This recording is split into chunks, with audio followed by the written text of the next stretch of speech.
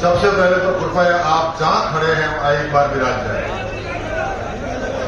जहां भी आप खड़े हैं, मुझे पता है कि सुबह 9 बजे से लगा करके आप एक ही जगह बैठे, इसलिए मैं हाथ जोड़कर आपको प्रणाम करता हूं।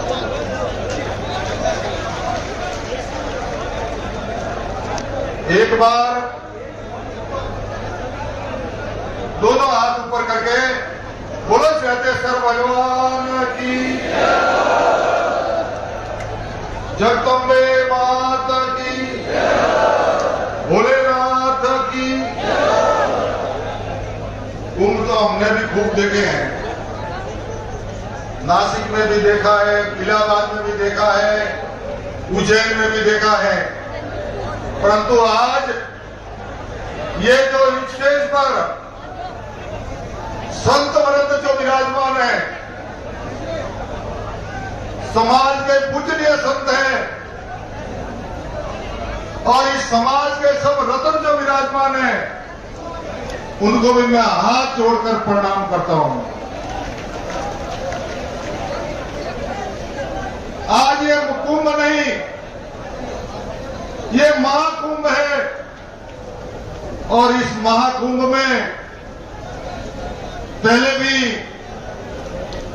संतों ने कहा है कि वो जात का नहीं, वो किसी बाप का नहीं, और जो बाप का नहीं वो किसी राष्ट्र का नहीं।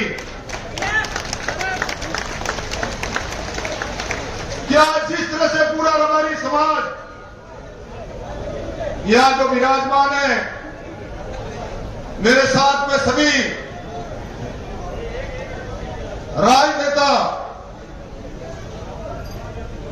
और जोधपुर से इस महाकुंभ के सभी पदाधिकारी कार्यकर्ता बंधु, जिसका अगर मैं नाम लेना चाहूं, जिन्होंने रात और दिन एक करके बाड़मेर, जालौर, सिरोही, पाली, डूंगरपुर, बांसवाड़ा, चित्तौड़गढ़, प्रतापगढ़, जिस क्षेत्र में भी रात और दिन हम सब मिलकर के सबने इस कार्यक्रम के लिए रात और दिन एक करके इस कार्यक्रम को सफल बनाया, इसके लिए मैं पूरी देवासी समाज को नतमस्तक करता हूं और प्रणाम करता हूं।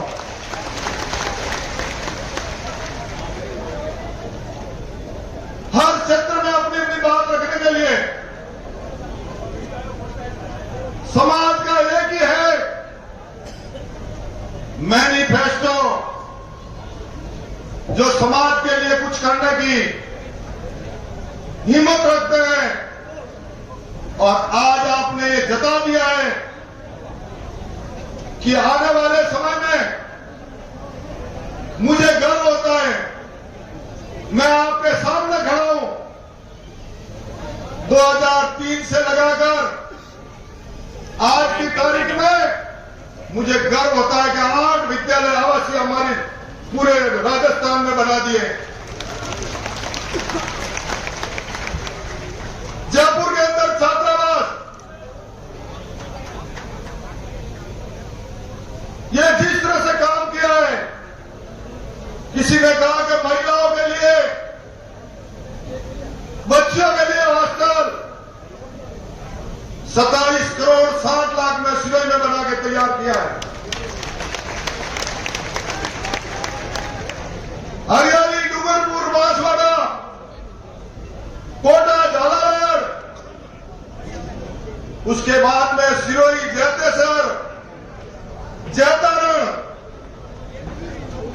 जोधपुर, ये जो आवासीय विद्यालय उस समय बने, मैं भोपाल बाबा और आसूराम जी पुसवाला को प्रणाम करता हूं। उनको मैं,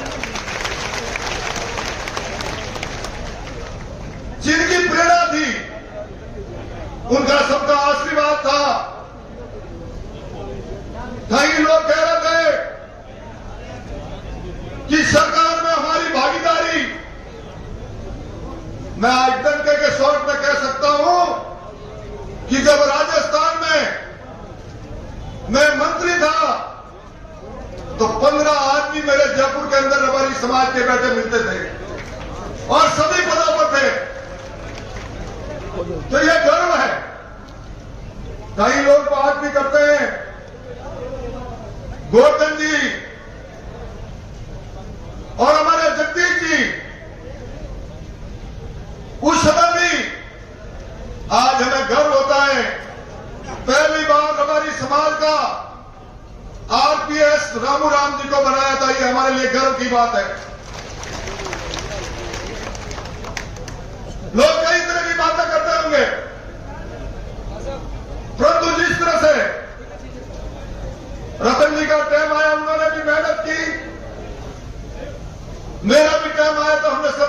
मेहनत की और अकेले ने नहीं की, रबारी समाज के और भी सबने मिलकर के कंधे से कंधा मिलाकर उसके लिए सहयोग किया। उसके लिए मैं नमन करता हूं उनको। लोग बातें करते हैं,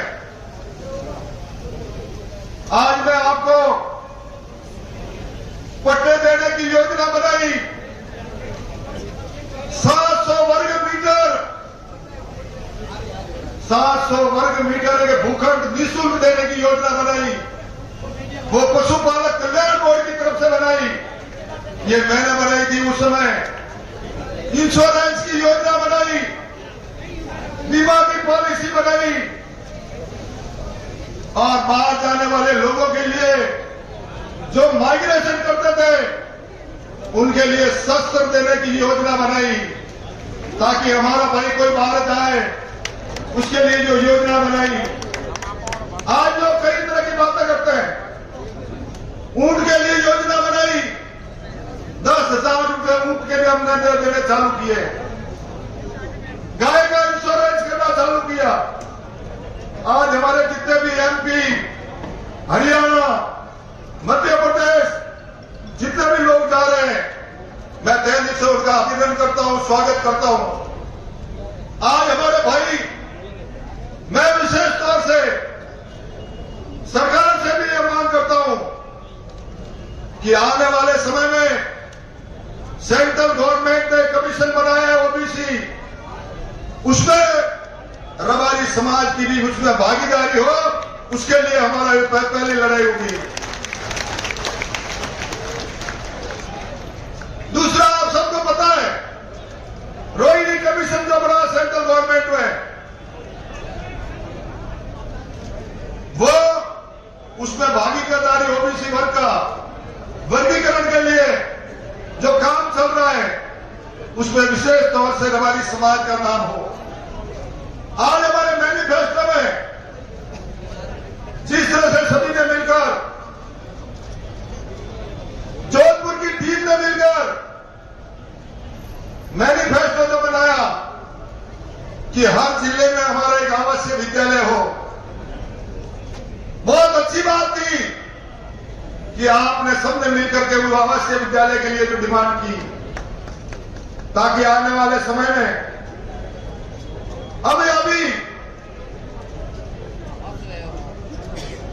आप सबको पता है कि जिस तरह से खेमराज जी हमारे बीच में, मैं धन्यवाद देता हूं उनको। जयपुर के अंदर जब छात्रावास की बात आई, 15 करोड़ रुपया उसके लिए भरने की बात आई, और मैं धन्यवाद देता हूं हमारी पूरी टीम को। सिर्फ जाकर के बैठे 15 करोड़ की बात चल रही थी और साथ में जाकर के मीटिंग चली, और मीटिंग में 15 लाख पर हमारी समाज को जो भूखंड दिया जयपुर के अंदर, 15 करोड़ का 15 लाख में, और समाज के हर घर से, हर परिवार से सबने मिलकर उस छात्रावास का जो निर्माण का काम चल रहा है, उसके लिए आप सबकी भागीदारी है। मैं तहे दिल से पूरे राजस्थान के रबारी समाज को नमन करता हूं और प्रणाम करता हूं कि आने वाले समय में जयपुर के अंदर अपना छात्रावास बने, और उसके बाद में ये लड़ाई यही खत्म नहीं होने वाली। अपने यहां गुजरात से भी सब मेहमान पधारे हैं, उनको भी कहना चाहता हूं कि जब हरिद्वार में धर्मशाला की बात थी,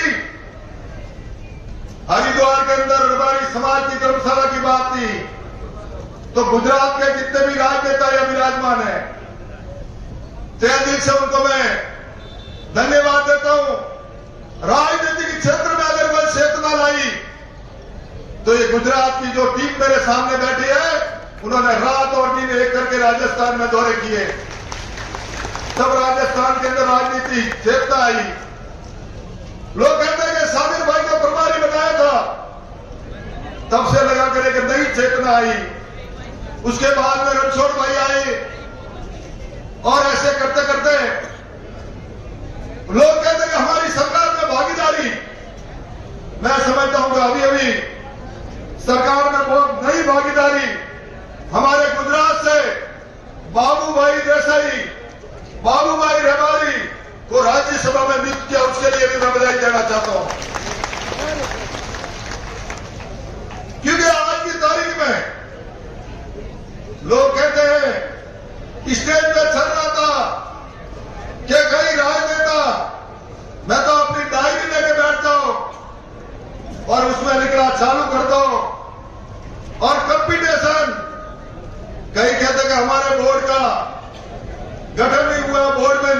हुई, मैं कमजोरी उसकी गिनता हूं आपसे, क्योंकि मेरे टाइम में बोर्ड 2003 और 4 में जब पशुपालक कल्याण बोर्ड का गठन किया, हमारी पूरी टीम मिल करके हम गुजरात गए। गुजरात साथ जाकर के वहां से कागज लाए, डॉक्यूमेंट्स लाए और राजस्थान में अपना पशुपालक कल्याण बोर्ड का गठन किया।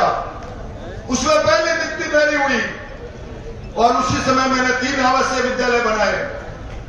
उसके बाद में वापस सरकार आई तो हमारे यहां से जिस तरह से बोर्ड में वापस नियुक्ति हुई, भूपेंद्र भाई गोवर्धन जी जो हमारे बीच विराजमान है, इनकी नियुक्ति हुई और नियुक्ति होने के बाद में 15 मेंबर और साथ जोड़े। तो ऐसे करके आज दिन तक रिकॉर्ड के साथ कह सकते हैं। अब रही टिकट की बात, जीतना जनता और हमारी समाज को है भाई। कोई एक आदमी जीत नहीं सकता और मैं आपके सामने खड़ा हूं।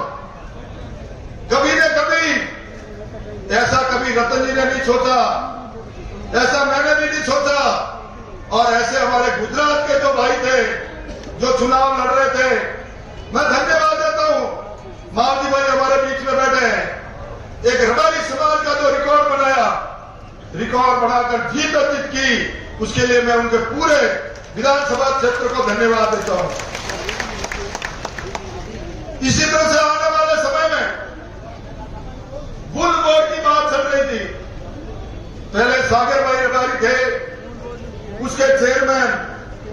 जब हमारे पास में भी बात आई और पूरी टीम ने कहा कि भाई अब गोवर्धन जी के प्रॉब्लम है और क्यों न इसका चेयरमैन गोवर्धन जी को बनाया जाए, तो हमने हंसी और खुशी के साथ में कहा गोवर्धन जी हमारे हैं, गोवर्धन जी को बनाना चाहिए और भी बढ़ाया।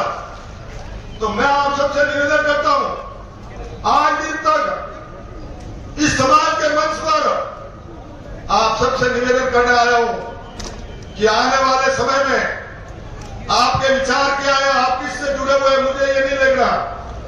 मुझे ये देखना है कि रबारी समाज का महाकुंभ है और इसमें आपने घर से लगाकर जिस तरह से पूरे समाज ने मिलकर ये जोधपुर का रास्ता तय किया है, इसके लिए मैं पूरी समाज को बहुत बहुत साधुवाद और धन्यवाद देता हूं। छात्रावास अभी राजस्थान में बनेंगे, बढ़ते रहेंगे। जयपुर में छात्रावास बना दिया, अभी हमारा एक ही लक्ष्य है कि दिल्ली के अंदर भी हमारा छात्रावास बने।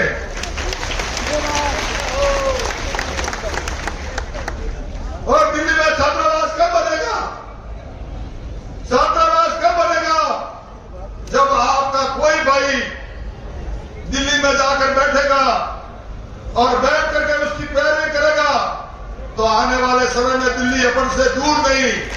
इस लक्ष्य को लेकर चल रहे हैं कि आज जितने भी संत महात्मा मेरे साथ विराजमान है, मैं उनको वंदन करता हूं, प्रणाम करता हूं कि आप सबने इस समाज के साथ में समय निकाल करके आप इस समाज से समाज के कार्यक्रम में पधारे, क्योंकि संत वरंद है। संतों ने जिस तरह से जो प्रणाम और उनका जो आशीर्वाद आज अपन को मिला है, ये हमारे लिए बहुत बड़ी सौभाग्य की बात है। दूसरा, मुझे पता है तीर्थगिरी जी महाराज रोज मुझे कहते हैं कि हम संत हो गए, पर रबारी समाज का सिटिंग पावर बहुत तेज है। और सिटिंग पावर भी क्यों नहीं हो, आप सबने ने कहा कि सुबह 9 बजे से लगाकर घड़ी में 3 बजे आए हैं, परंतु आज दिन तक पूरा समाज संगठित होकर के, एक होकर के, नेक होकर के, जिस तरह से आप सब विराजमान है, मैं आप सभी समाज के इस कार्यक्रम में पधारे, गुजरात, हरियाणा, पंजाब, मध्य प्रदेश, क्योंकि जितने भी भाई भेड़ पालक आज अपनी मवेशी छोड़कर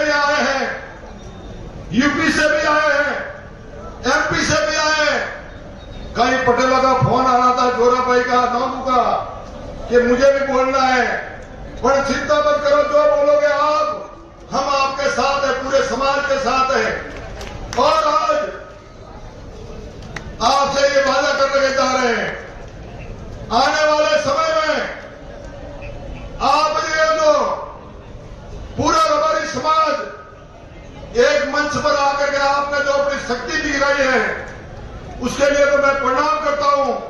परंतु आने वाले 23 और 24 में ये रबारी समाज का एक अलग ही रिकॉर्ड होगा, इसके लिए मैं इनको नमन करता हूं।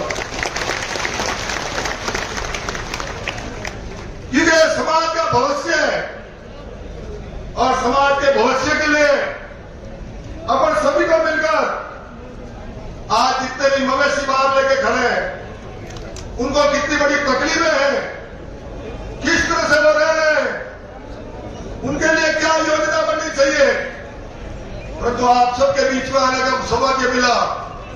और समाज के जितने भी पंच पटेल, समाज के युवा, समाज के सरकारी कर्मचारी और जितने भी व्यवसायी, प्रवासी और मेरे बुजुर्ग पिता के समान सब, मेरी माताएं और बहनें और पत्रकार बंधुओं, आप सभी इस कार्यक्रम में पधारे, तहे दिल से आपका वंदन करता हूं, नमन करता हूं कि सुबह से लगाकर मुझे पता है कई लोगों के लिए पानी की व्यवस्था दिक्कत पड़ी होगी, परंतु आज पूरा जोधपुर शहर ये महसूस कर रहा है, राजस्थान की सरकार को खुद को पता चल गया कि रबारी बोला है, और जब जब रबारी बोला है, राज सियासत बोला है।